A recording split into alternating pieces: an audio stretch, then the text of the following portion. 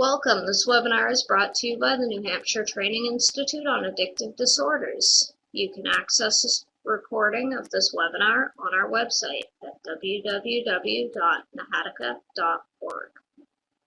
After completing this webinar, please upload and complete the quiz if you are interested in receiving a certificate.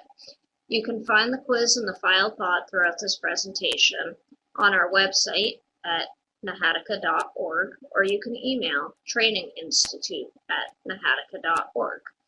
You can email, mail, or fax the completed quiz. Contact information is on the quiz itself. If you're a member of Nahatica or NADAC, the certificate for this webinar is free. If you aren't a member, the fee is $15. You will receive a certificate worth 1 CE once you have completed and passed the quiz and paid for the webinar if applicable.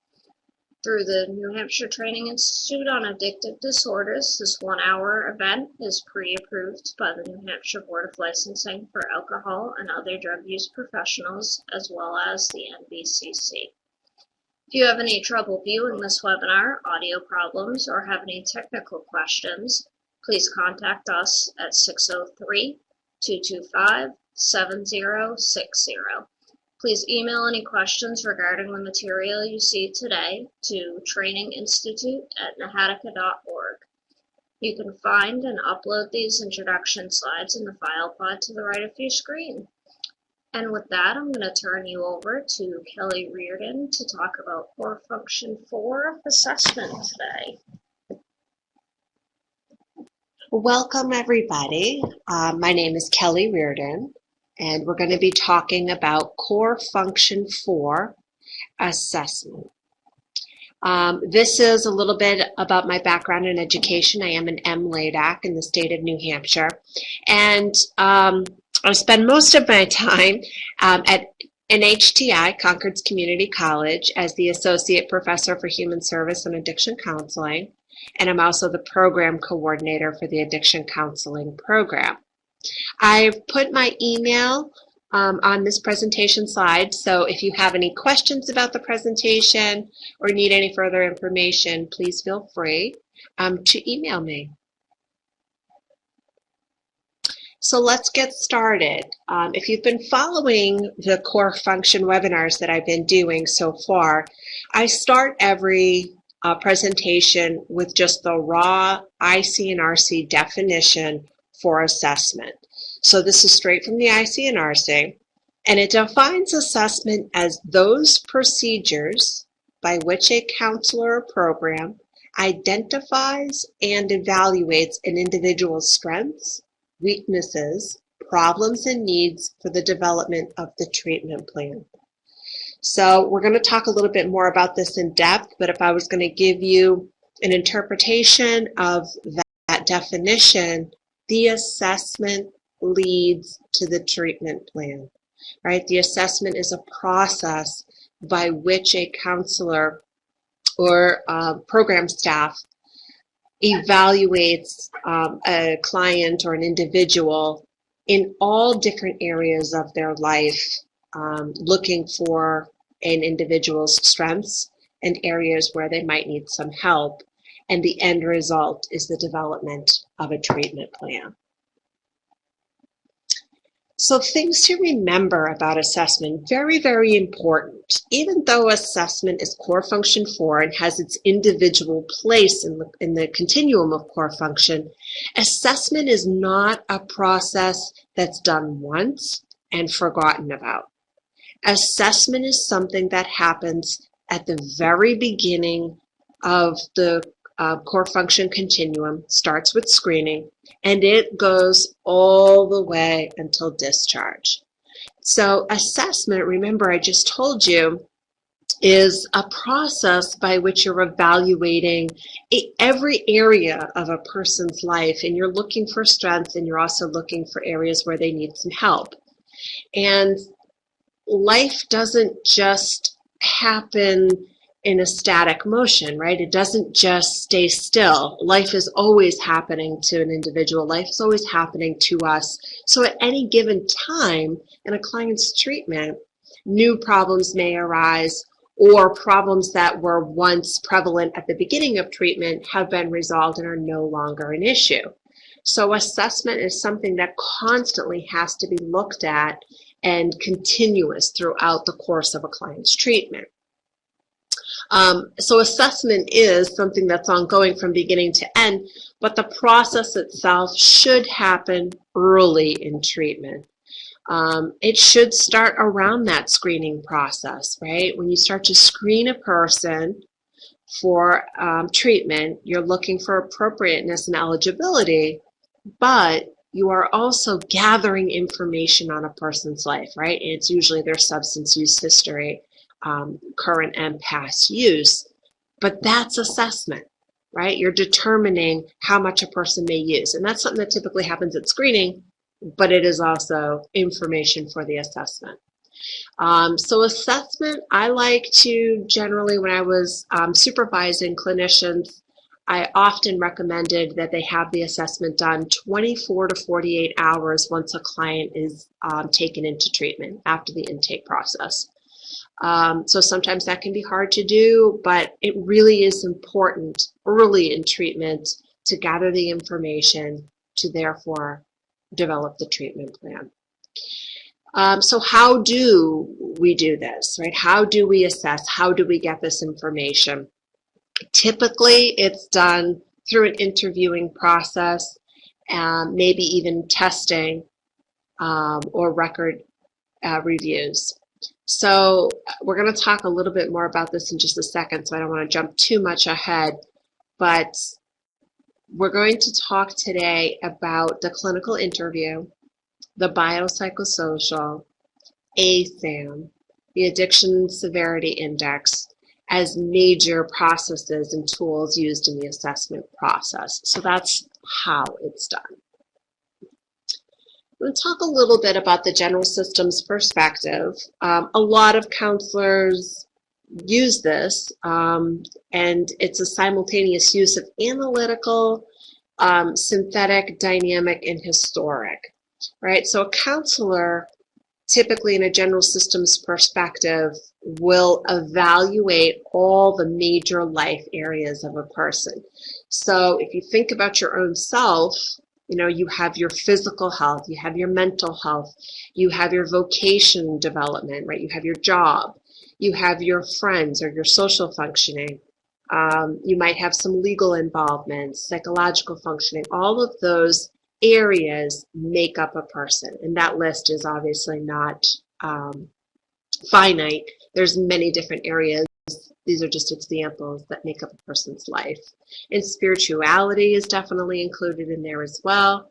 And so what you're doing is you're trying to explore those major life areas and then assessing to what extent has their alcohol or other drug use affected or impacted those major life areas. So for example, how has alcohol or other drug use affected your physical health?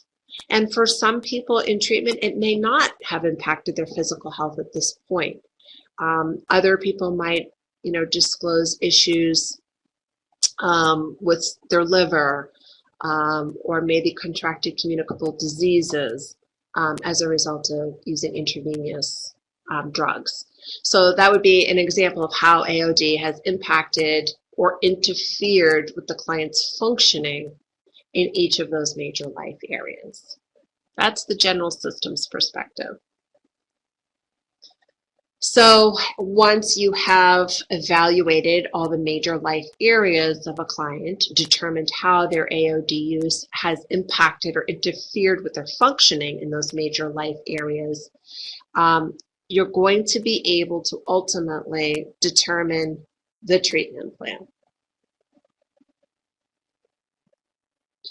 So the global criteria for assessment, remembering that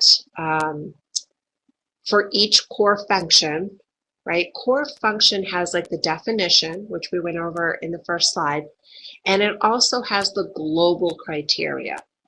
So there's 12 core function and 48 global criteria. The global criteria is the how-to. How do I do assessment, right? I know from core function definition what assessment is. Now, how do I do it? So global criteria for assessment, select the appropriate assessment tool. I mentioned these earlier. And again, this list is not finite, but these are some of the more popular evidence-based assessment tools that you'll find in our profession. And the clinical interview is really sort of at the heart of the assessment, right? And we're going to talk a little bit more about that later on in the presentation. But the biopsychosocial, the American Society of Addiction Medicine, or Acm Six Dimensions, and the Addiction Severity Index are very popular evidence-based assessment tools. And when combined with the skills of a clinical interview, can produce a good assessment. The next global criteria is to gather relevant history from the client, including but not limited to alcohol and other drug abuse, using appropriate interview techniques. So we'll talk about the interview techniques in a little bit. But I think, like I haven't read on the slides, that tools never replace the interview. And I put that on there, I think, because too many times what can occur is when you have a tool such as the Addiction Severity Index, people, clinicians, program staff can get caught up in just asking questions that are on the tool and then inputting the answers. So the Addiction Severity Index will have a set amount of questions, and what I often would see happening is a person would just look at the computer, read the question, look at the client would answer, and then program staff would go back and enter the client's answer. So it leaves very little room to develop rapport, to develop trust, to develop a relationship, to develop empathy. And those are all things we're going to talk about for skills in the clinical interview. And the question you need to be asking yourself at this point is, geez, how much good information, how much accurate information am I going to get from a person when the person might not trust me? When they might not know what I'm doing with the information that they're giving me? How much is this person going to actually be truthful, honest, forthcoming when they don't have a rapport with me? So I really want to drive home the point that who you are as a person is what's really helpful when gathering information in the assessment, because the more relationship you have with a person, a client, the more information they might be willing to share with you because they trust you. They know what you're going to do with the information. They recognize the empathy that you're projecting. So we need to always be cognizant of the fact that we can't just fire off questions to people and expect them to respond like robots.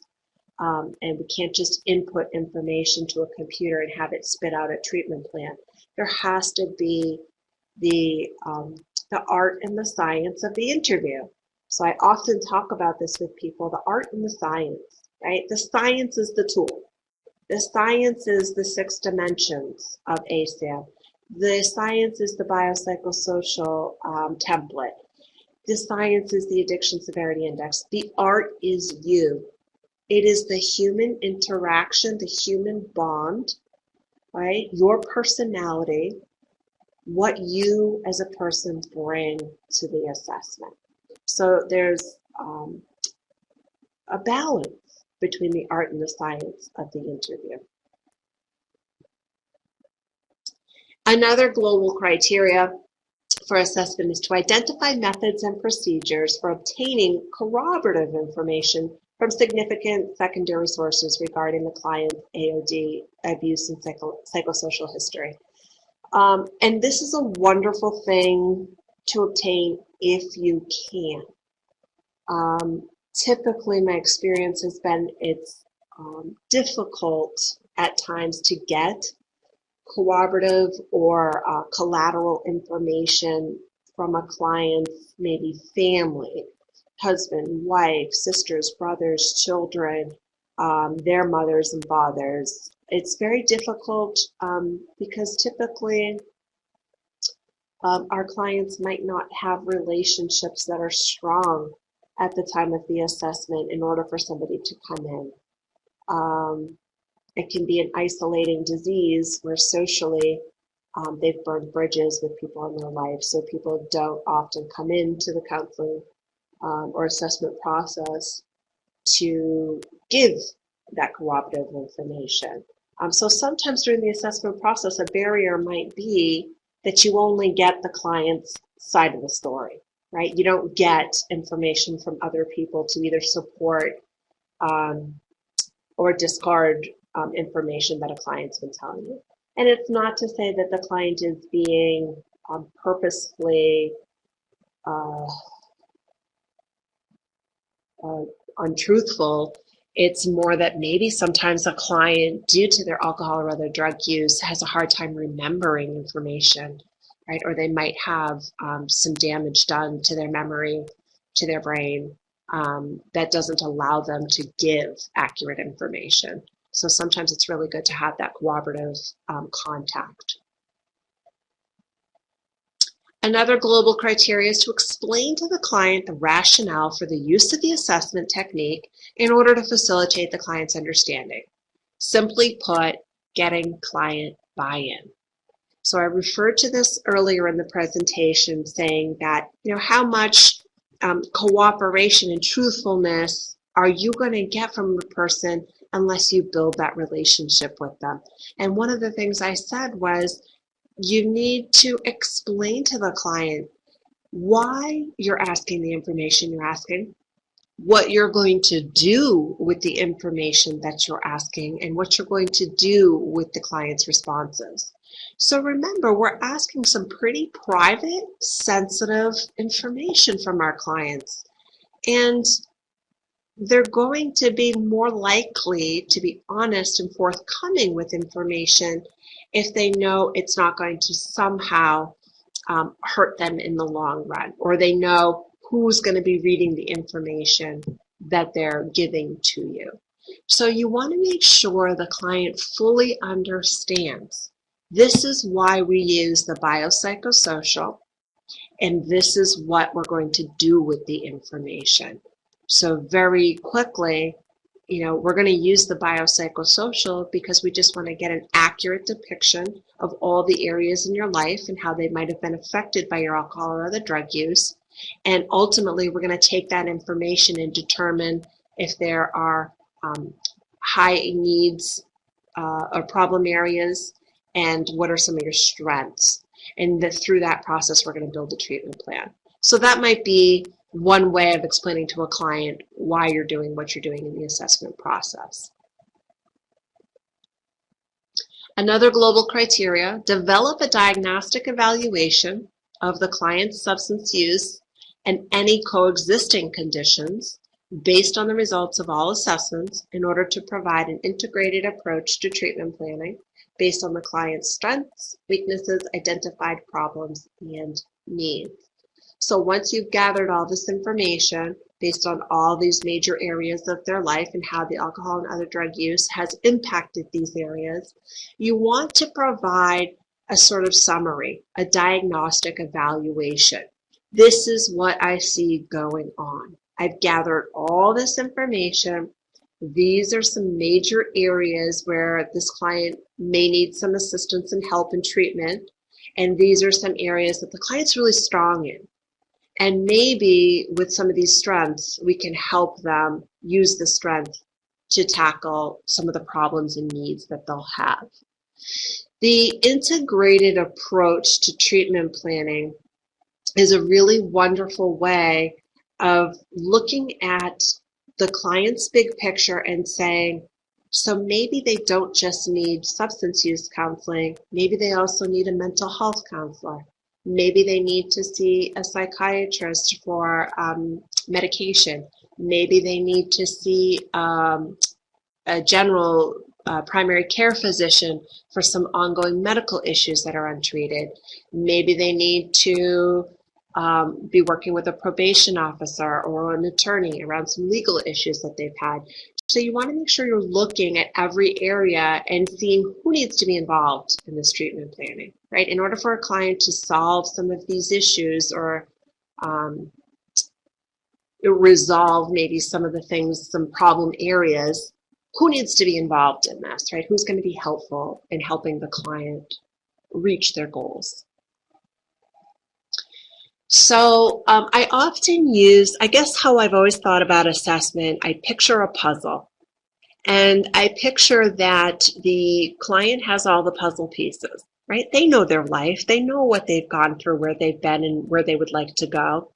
And it's our job in the assessment to really take those pieces of the puzzle, and we get the piece of the puzzle from the client by asking questions, by gathering information.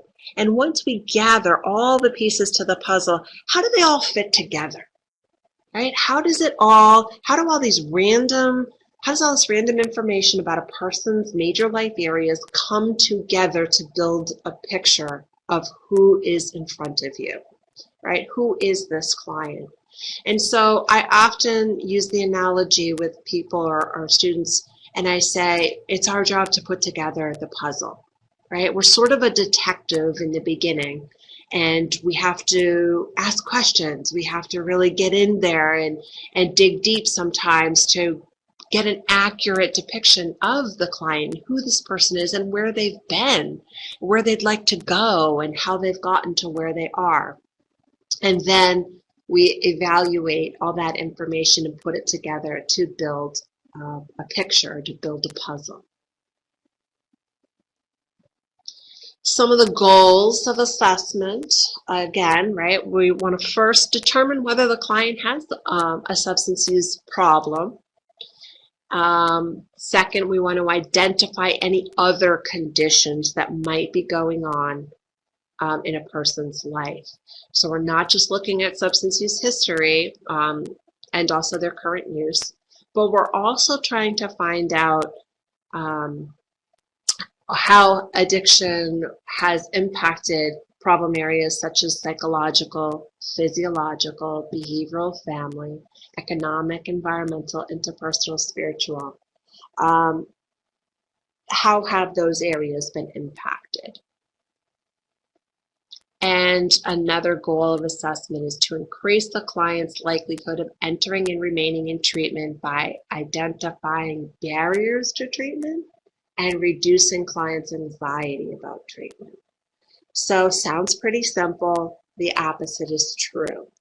Identifying barriers, and I believe we're going to go into it a little bit more, but I often ask people to create a visual at this point. And thinking about, for example, let's look at residential. And a person comes in, and the person may have children. They may have a job. They may have a spouse. They might have an apartment or a house, a mortgage.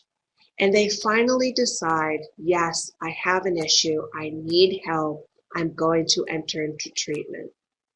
And then they pack up their bags and realize the moment that they get through your doors of a residential treatment and the door locks behind them, right? They can get out, right? But no one can get in. Oh my God, I'm here for 28 days, right? Or maybe more, maybe less. Who's going to take care of my kids? I'm going to miss my kids so much. What about my job? What if they decide to fire me and replace me because I'm gone so long? Who's going to pay the mortgage? I don't know if I can count on this person to do that. So all these sort of anxieties and all these question marks start coming into play in a person's life. So most clients, right, I think reasonably would say, I can't do this. And they would turn around and run out the door. And that would be our job, right? That's our job to say, it's going to be okay, let's make a plan so that you can check up on these things or you can follow through with these things, but you need to be taking care of yourself right now, right? So we're going to talk about those in a little bit, so I'll give more examples later on. So now it's time for a discussion question. And the first one is, assessment is completed once, and if done properly, never repeated during a client's treatment. So is that true, and is that false?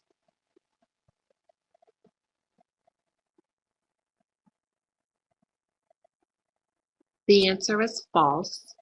If you remember earlier in the presentation, I talked about the fact that assessment is not static. It is not something that is done once and forgotten about. It's an ongoing process. It is continuous. So let's talk a little bit about ASAM. And ASAM stands for the American Society of Addiction Medicine. And there is a picture of the latest edition of the ASAM criteria. We'll talk about that here. So in terms of assessment, ASAM has come up with 6 dimensions of multidimensional assessment.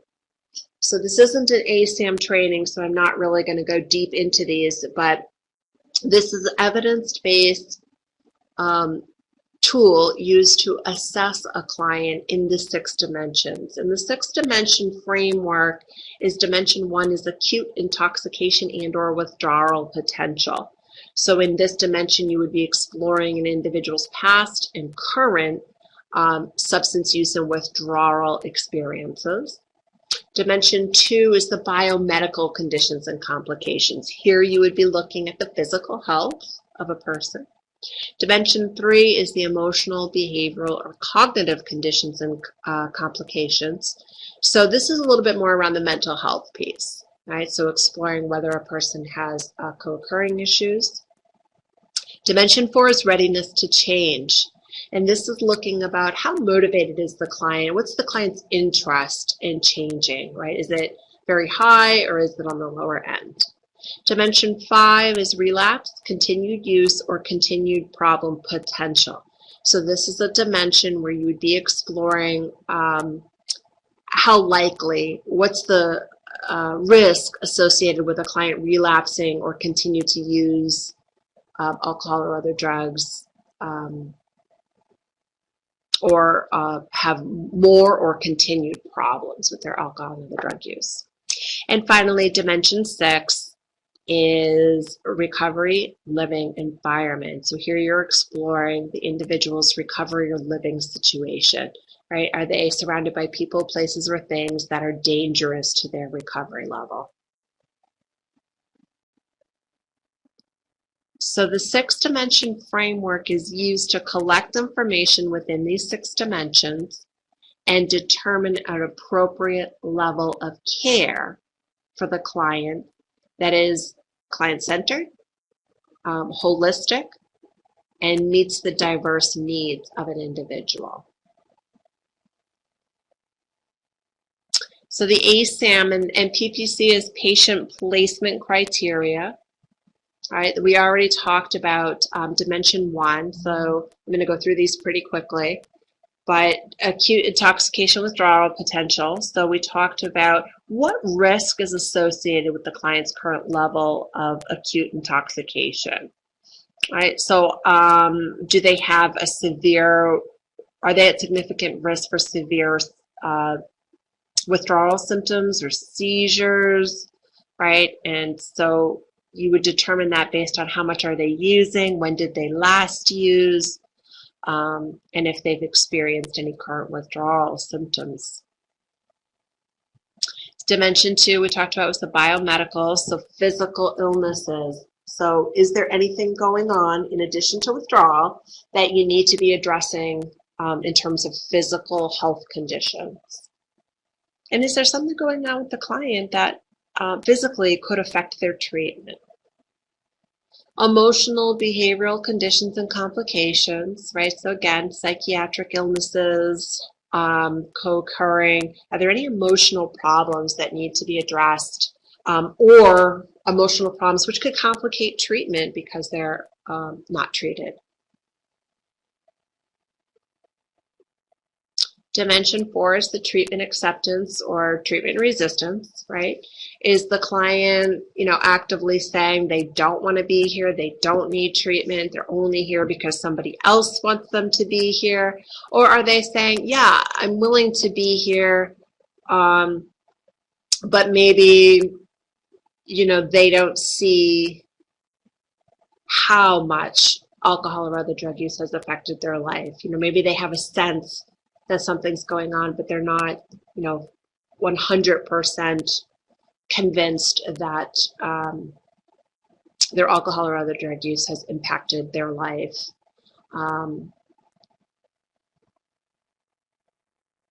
What's the motivation, I think, is sort of the underlying for acceptance, treatment, and resistance.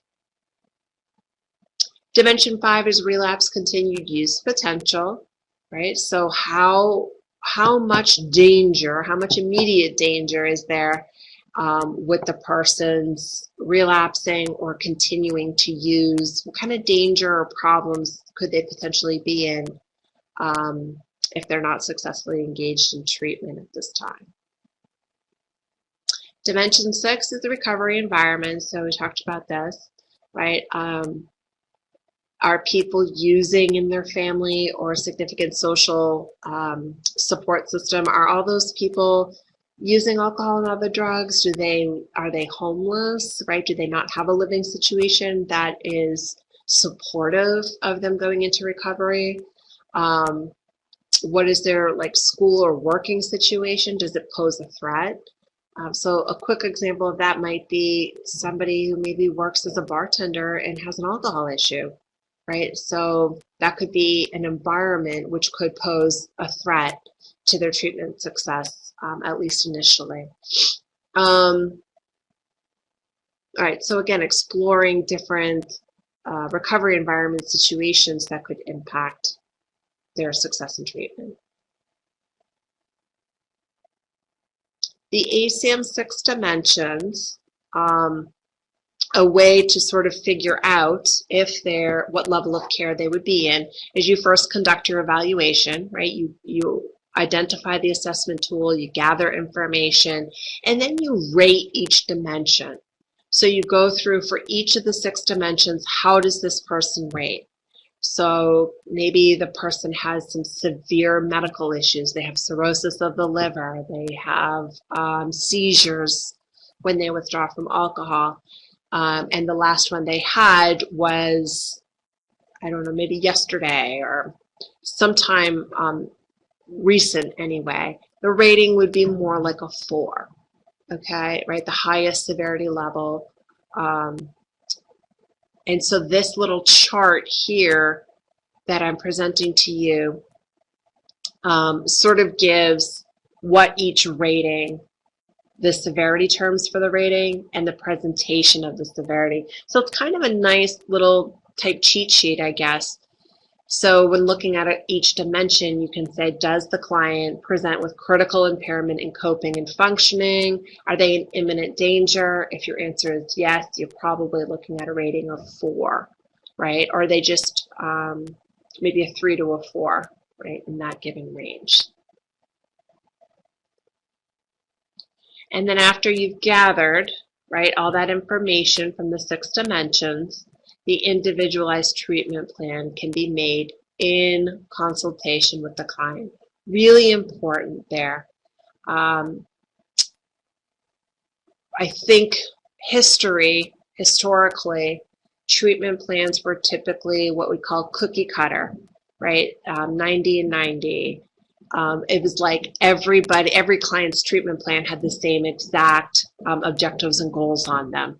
And we really moved away from that over the years, and we've come to understand how important it is to really work in conjunction with the client to develop an individualized treatment plan. So every client's treatment plan is going to look different because it's based on their needs, right? It's not just a standard, here's how you go through treatment and here's how you enter recovery. It's individualized for that person, and it's made with the client. So it's not the counselor making a treatment plan, giving it to the client and saying, here you go, here's your plan, right? The client, again, if the client has buy-in, they're going to be more likely to complete the objectives in the treatment plan, right? Because they helped devise it, they helped create it. Using the little patient placement criteria grid that I showed you, you should be able to determine what level of care the client needs. So levels of care, remember, we're looking at outpatient, we're looking at intensive outpatient, we're looking at residential, we're looking at medical detox, right? And we're looking at sort of education, brief intervention, and you can do that all through the dimensions and the ratings that you give them in each dimension. So here we want to look at the biopsychosocial components. And now we've reviewed the Asam Six Dimensions. And while we go through this, be thinking in your mind, how is the Acm Six Dimensions similar to the biopsychosocial components? How are the Acm Six Dimension components different from the biopsychosocial components? I think you'll find a lot of similarities, a lot of overlap. But again, these are different assessment tools that you can use that are evidence-based. Cause of referral. So why is the person seeking help now? Why are they in today? What is it that they need? What are some major stressors that have happened for the person over the past 6 months? What are some of the positives of not using alcohol and other drugs? And what are some of the negatives of not using alcohol and other drugs? And I think most clients are probably prepared to answer what the positives of not using alcohol and other drugs are, right? They get their life back, maybe they get their kids back, they save money, they can get employment, they don't get fired. But I think when you ask a client to come up with the negatives of not using, it throws them back a little bit, right? Because they think like, wait a minute, aren't you supposed to be supporting me in not using? So what happens with the negatives of not using? And I think the important piece to that is helping to understand that this isn't going to be easy. There are some negatives of not using, and one of them in particular, most clients are probably going to come up with right away, is withdrawal. And another one might be having to feel feelings now. So having to feel feelings to somebody who has been drugging or drinking feelings is scary, right? That's a negative for some people. In the biopsychosocial, you will do a pretty extensive substance use or abuse history, current use and past history, so when they first began using alcohol and other drugs, and looking at patterns, right? What was their heaviest time of use, tolerance, when did they last use, and do they have any history with seizures, convulsions, hallucinations, right? How do they use their alcohol or other drugs, their family history. So the substance use pattern is pretty extensive. You're also going to be reviewing legal history and education history in the biopsychosocial. So you're asking them about their legal history, right? Have you ever had any charges been brought up? Do you have a prior legal history? Are you on probation currently? Have you been on probation? Did you just get off of it? Do you have any warrants? You know, have you ever been to jail or prison, right? And for how long? And anything out there pending, right? Is the person going to have to be going to court while they are in your facility? How might you arrange that for them?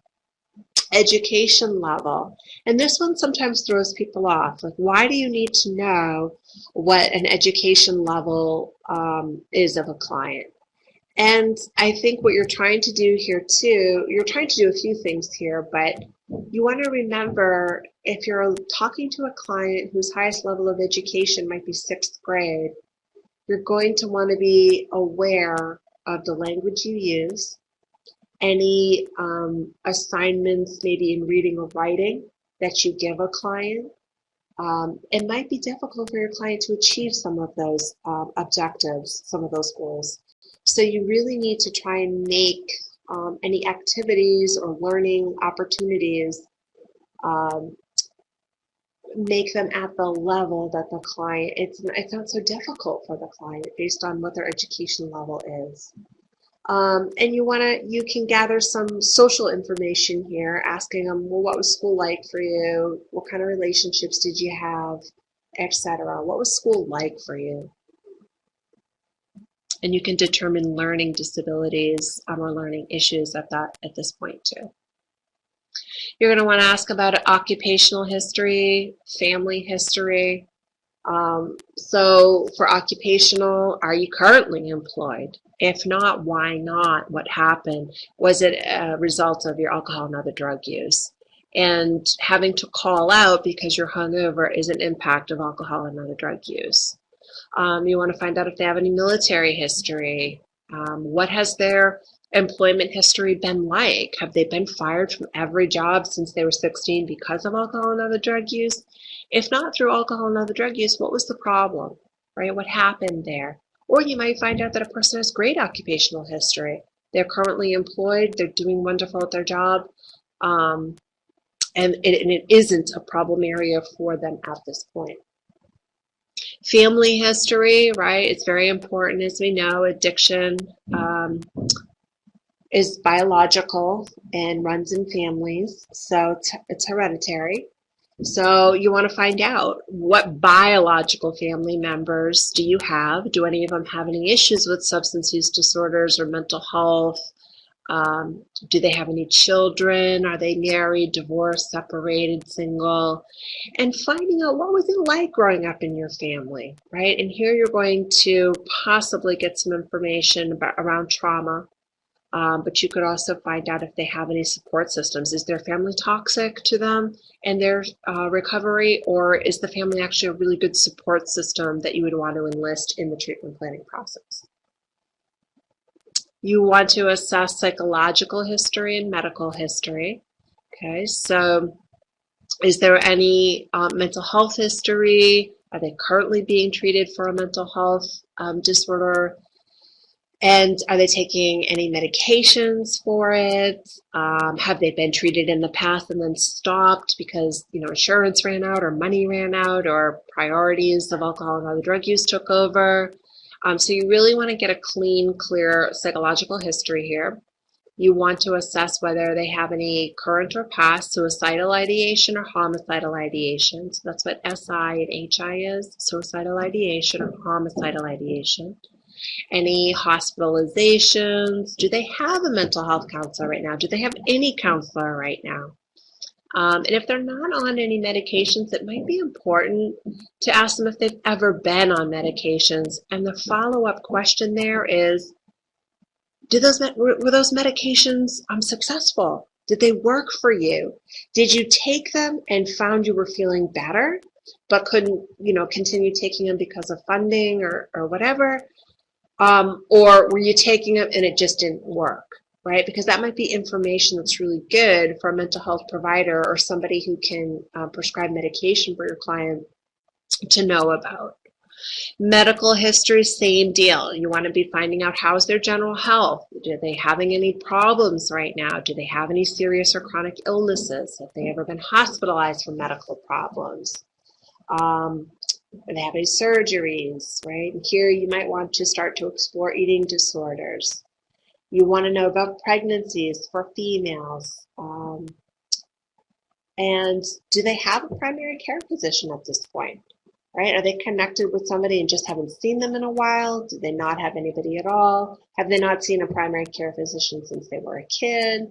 Also want to find out about allergies. Very important here, especially if it's a residential facility and you might be feeding them food, right? So it might be important for you to determine, is there a food allergy that the kitchen at the residential facility will need to be aware of so that your client is safe. If they need to go to the hospital, do they have a particular hospital of choice? When was their last physical? So you really want to dig in deep, right? Assessment is gathering those pieces. Remember, you're a detective. and you're trying to really get a clear picture about a person. Other components for the biopsychosocial is social history, right? There's sexual orientation, any spiritual beliefs. And then ask a client, give me your top 3 strengths. Give me your top 3 weaknesses. And my experience is that most often it's very hard for a client to come up with their strengths, very easy for them to come up with their weaknesses, which speaks a lot to this disease and sort of how they're treated and stigmatized, and that moral issue that people say, well, why don't you just stop, right? So people, I think, begin to believe that they don't have a lot of strengths, that there's something wrong with them because they have this disease. But often it's very easy for them to come up with their weaknesses. The SNAP stands for strengths, needs, abilities, and preferences. So what is a client's strengths? What does a client need? What are they able to do? And what would they prefer for their life? Here you also want to have the client identify on their own what would be a barrier to their recovery. What might get in the way of them being successful with their treatment? And finally, at the end of the biopsychosocial, you would want to have the stage of change that the client presents. So I believe the next slide is stage of change. Great. So 6 stages of change is defined by Connors, Donovan, and DiClemente in 2001, is pre-contemplation, contemplation, preparation, action, maintenance, and relapse. So pre-contemplation, the client is not considering any change at all. They don't have a problem. It's not even on their radar. Contemplation is, okay, maybe there's a problem. I don't know what I want to do about it, if anything yet. This sort of ambivalence. Preparation is, yes, I have a problem and I want to change and I'm committed to the change. Action is actually taking the steps to prepare the change, right? They actually change behavior. Maintenance is when the client becomes comfortable with the usual challenges of the new behavior. So they've implemented the action, they're going about it, and maintenance is usually 6 or more months. And this is particularly where the desired end for the change process. Now, important, and maybe looking at this now, I will change the slide for future presentations. I don't like how relapse is at the end, and I don't like how the 6 stages of change are bulleted and consecutive in order. I like to think of it as cyclical, right? Relapse is something that we should be more understanding is in the process of the disease. It's part of the disease. Yes, it may not happen, but the chances are it will happen. It's part of the disease. It's not failure. So I think that's a really important piece, thinking about the stages of change. So some clients will enter it, some may not, but it's a pretty common occurrence, right? During their process of change, there might be some relapses, some setbacks, some slips, whatever you want to call it. So from relapse, a client might actually move back to pre-contemplation, contemplation, preparation, action, maintenance, but that's completely normal. So I think that that's just part of the process. It's ongoing. Change is not something that just always happens in a concrete manner. Sometimes we slip back a little bit. And I often refer to this. I give an example about dieting. For a lot of us, I think we can relate to the fact that there's times when we're like, okay, you know what, maybe I need to watch what I'm eating and, shave off a couple pounds. So I need to implement some exercise and, start eating a healthier diet of fruits, vegetables, etc. Are we always, when we set out on that plan, of action. Do we always make it to maintenance with no slips? Do we have no cheat days, right? So every once in a while, right, we might like, oh, I really need this cookie, and you eat the cookie. Well, that's considered a relapse. And you do what you need to do to get back into preparation, action, and maintenance, right? So it's a common thing and not something that we should be judged or belittled for. So just some from SAMHSA, which is the Substance Abuse Mental Health Services Administration, their tip 42 gave some really good key reminders around assessment that I thought would be really great to share.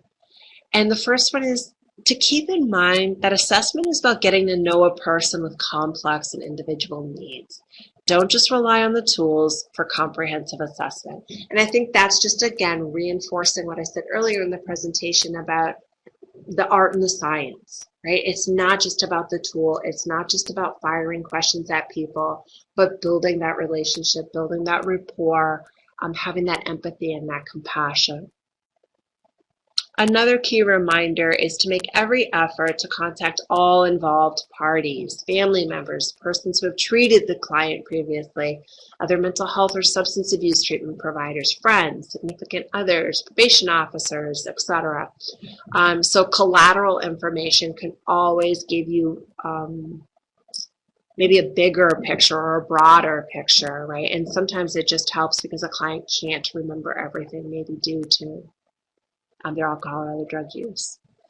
The third key reminder is not allowing preconceptions about addiction to interfere with learning about what the client really needs. So for example, all mental health symptoms tend to be caused by addiction unless proven otherwise, right? So co-occurring disorders are as likely to be under-recognized as over-recognized. So again, assume initially that an established diagnosis and treatment regimen for mental illness is correct and advise clients to continue with those recommendations until careful reevaluation has taken place. The fourth one is even though you're able to treat addiction once you become licensed, it doesn't mean that you shouldn't have some kind of understanding about common mental disorders or personality disorders, and also knowing the names and indications of some common psychiatric medications. So even though you're not, maybe some of you are, but if you're not a mental health clinician or trained in mental health, you can't treat mental health disorders, you can't diagnose them. It doesn't mean that you shouldn't know the symptoms of some common mental health disorders like depression or anxiety, or maybe a personality disorder such as borderline personality disorder, because if you can't recognize them, how can you make a referral? Right, so it's super important to, if you're noticing depressive symptoms within a person, just because you can't treat it, you don't ignore it, right? You say, okay, these are looking like they're depressive symptoms. Maybe I ought to, talk about the client getting into see a mental health counselor, etc., or a mental health provider. And don't assume that there's any one correct treatment approach or program for any one type of co-occurring disorder, right? The purpose of assessment is to collect information about multiple variables that will permit individualized treatment matching. Number 6, become familiar with the specific role that your program or setting plays in delivering services related to co-occurring disorders in the wider context of the system of care, right? So having a clearer idea of what clients in your program, right, will best serve and help you to facilitate access to other settings. So again, referrals. Very important is number 7, to not be afraid to admit when you don't know, either to the client or yourself. And also not just what you don't know, but what you're not competent and trained in treating, right? So be very clear about that. If you don't know something, you don't make it up, right? You let people know that you don't know this. Find out that tell the client maybe that you will find the answer to it from somebody who does know. So being honest, being truthful, this is what I can do, this is what I do know, and this is what I'm able to do, but also trying to reach out and find the answers. Again, I think number 8, extremely important, remembering that empathy and hope are the most valuable components of your work with a client. Empathy, compassion, hope, trust, right? Knowing a client, knowing that they can count on you to be honest with them about their treatment is important, right? So I think the challenge becomes trying to stay compassionate and empathic when you're tired, or it's at the end of the day. It's kind of easier sometimes in the morning, right, when you're fresh and rested and had breakfast and coffee, to be empathic, and then at the end of the day when you're hungry and tired, to lose a little bit of that steam. And it's really important to try and help keep that steam, if you will, throughout your work with clients. And basically that would be around you making sure you're having good self-care. Discussion question time. So the question is, the first stage in the stages of change cycle is contemplation. True or false? The answer is false. The first stage in the stage of change is pre-contemplation. And pre-contemplation is when a client has no awareness of a problem, they have no desire to change because there isn't a problem. That's pre-contemplation. So I talked at the very beginning of this presentation about art and science, and I talked about the clinical interview. I think it's also important to talk about the structure of your verbal history setting and building rapport. So things you would like to try and have happen, and I realize that this list is not always going to be something you can manage. For example, number 1, allow no interruptions. You can do your best to put a sign on the door that says, you know, in assessment right now, or in with a client, or busy, or whatever. But sometimes there's emergencies and people need to see you. They need to call and ask a quick question, or to let you know somebody needs your care because there's an emergency. So interruptions will happen at times, but do your best to allow no interruptions. Okay, and sometimes people don't know and they call your phone, and so really just trying to make sure that you communicate. You're with a client, you don't want to be disturbed unless there's an emergency. But, and again, not leaving your door wide open so people can walk by and interrupt you, right? Giving your client the privacy that they deserve. 2, give client undivided attention, right? They are your priority. They are what you are doing. So you shouldn't be looking at your computer screen. You shouldn't be writing notes exhaustively. I mean, you can jot down a couple things as they're talking, but make sure you're with the client, you're attentive to the client, and make sure also mentally you're there. I think sometimes we start to listen and maybe we're getting bored, maybe we're getting sidetracked, maybe we start just randomly thinking about our grocery shopping list. It's really important to be able to stop and bring yourself back to the attention of your client. Right, they deserve that. Making eye contact with your client, right? Appropriate eye contact. Provide the client's physical comfort, right? So make sure the room isn't scorching hot or freezing cold. Maybe have a nice relaxing piece of art on the wall. Maybe have a plant, a comfy chair for them to sit in, a table that they can put stuff down on if they need to. Just trying to provide for physical comfort. Maybe you have a water cooler, or you have, some water accessible for them if they need that, or tissues. 5, avoid sitting behind a desk because it presents a physical barrier between client and counselor. Again, sometimes this is something that can't be avoided.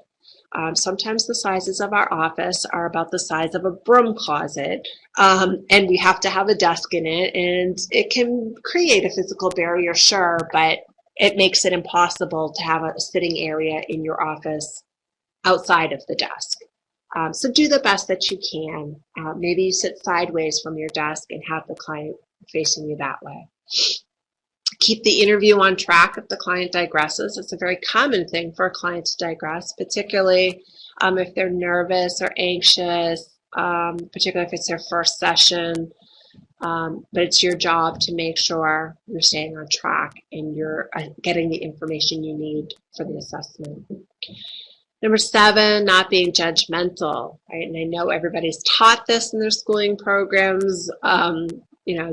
You're not supposed to be judging, and sometimes that's hard because our personal morals, values get in the way, right? And so we might hear information that really contradicts what we believe, and we might begin being judging. And we really need to check in with ourselves and make sure we're doing good self-care and remembering that it's about the client and not about ourselves. So number 8 leads nicely into that, and to be accepting and encouraging. Asking for clarification when necessary. If you don't understand something that a client's saying, ask them. I'm sorry, I'm not familiar with that. Could you tell me a little bit more about that? Or I'm not familiar with that terminology. What does that mean? So it's okay to ask questions, right? It shows that you're engaged. It shows that you're actually invested and interested in the person. Number 10, use a combination of yes, no, and open-ended questions. And sometimes yes, no questions are required, right? You need to know a simple yes or no, but open-ended questions are generally more favorable because they elicit the client to sort of free talk, right? To give as much or as little information as they want to, but it gives them that opportunity to talk. And 11, don't be uncomfortable with client silence. I know training beginning clinicians, they often become so nervous when things go silent that they just fill the space and the time with nonsense. And that can be really counterproductive, right? You might start flustering yourself. You might start confusing the client because you don't know what you're talking about. Now the client doesn't know what you're talking about. But silence can also be therapeutic, right? And silence can sometimes mean a person's just simply processing the information. Sometimes they're just thinking about something that you just said. Sometimes they're simply thinking about their response back to your question. And sometimes just sitting with information, just sitting with silence can do great benefits for a person. So I also mentioned that we would talk about barriers to assessment, right? So some barriers, and again, this list is not exhaustive. A barrier to assessment is the client not having any buy-in, right? Having complete denial that a problem even exists with their alcohol or other drug use. Sometimes, and we've talked about this a few times, clients' memory disturbance, or there could be some cognitive impairment as a result of their alcohol or other drug use, can lead to either them not being able to remembering very little, or producing an inaccurate history. Sometimes repression or suppression of behaviors while using activities can occur. Sometimes if people are using alcohol and other drugs, they have blackouts and they won't be able to remember or recall information. They also have a euphoric recall, right? Remembering things better than what they really were. Enablers tend to be barriers to assessment, right? There's nothing wrong with my little angel. And coexisting mental disorders, so co-occurring issues can also be a barrier if the mental health issue is not being treated or identified. So here we have the Diagnostic and Statistical Manual, the DSM, latest edition 5 from the American Psychiatric Association. And I just want to, again, this is not a training on the DSM-5. But usually at the end of an assessment, you could give a working diagnosis. So we need to mention the DSM-5, the substance-related and addictive disorders. There are currently 10 classes of substances. Gambling was added. And there are the substance-related disorders divided into 2 groups, substance use disorder and substance-induced disorders. So one major difference between DSM-4 TR and DSM-5 is there used to be abuse and dependence categories, and those are gone now. Those no longer exist. So the diagnostic criteria related to substance use disorders, right? Here's the definition. Here's the 10 classes of substances according to the DSM-5. And these are the criteria, right? So I'm not going to go through all of these for time's sake, but they're in the PowerPoint, they're in the DSM-5, so you can go over these in your own time. But essentially, there are 11. And the last one, number 11, is withdrawal. And based on how many of the symptom criteria a person has experienced, you would be able to diagnose a substance use disorder as either mild, moderate, or severe. So the 2 to 3 symptoms, did they meet 2 or 3 of the criteria, 4 to 5 for moderate, and 6 or more criteria for severe. The Asam Dimensions provide a framework of problem areas and criteria for diagnosis and placement. Right, we've already talked about that. DSM-5 provides criteria to assess patterns of substance use based on behavior.